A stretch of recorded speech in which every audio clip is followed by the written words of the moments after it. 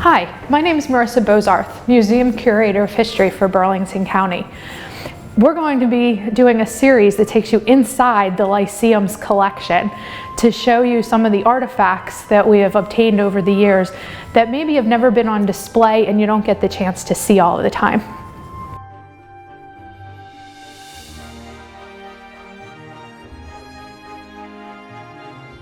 So this is one of several volumes of the writings of George Washington. It is a 12-volume series that was published between 1833 and 1837. It was compiled and edited by a man named Jared Sparks. And each of the books goes through chronologically all of George Washington's correspondence throughout his entire life that was known to exist at the time.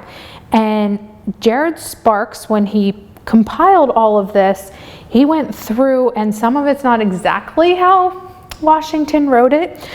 He corrected spelling and grammar, so it makes it a little easier to read. But he also added footnotes into certain sections to explain sort of what was going on at that particular time, or what may Washington be referencing in some of the letters. If he just mentions, a specific individual or a last name, he comments on that.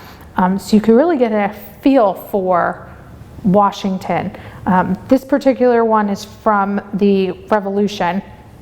But you see he has letters to Marquis de Lafayette. He writes to Congress repeatedly, so all of those letters are included in there.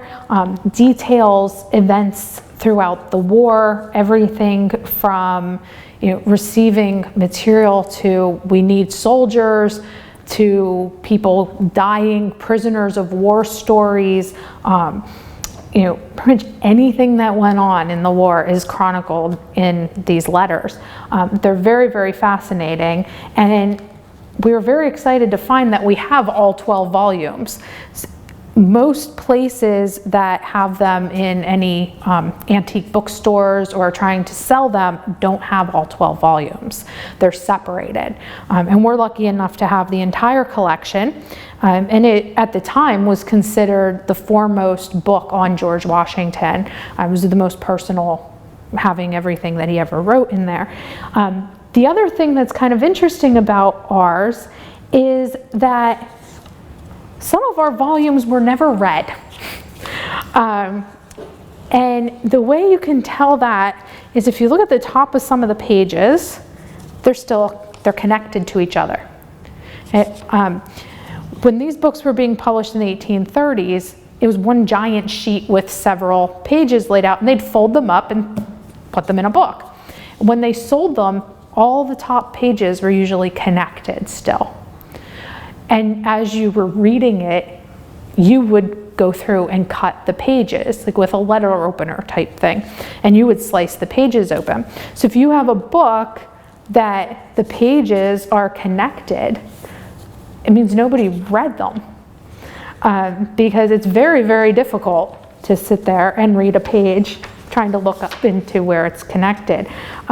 So a few of our volumes obviously were read. And a few of them were not, and some of them certain sections are, and other sections of the book are not. So it may have been somebody was doing research and only really cared about certain parts. We're not really sure, because it's kind of sporadic throughout all 12 volumes. But it's kind of interesting that the pages are still connected, because a lot of people assume that it's a kind of a manufacturing flaw, that it's like that, but it's actually done on purpose and could tell you a lot about who was kind of how they were using the book, or if they were just collecting it. So like I said, we're very lucky to actually have all 12 volumes, and we'll probably be reading all of the books through over the course of time, just doing some research and utilizing them as they were intended.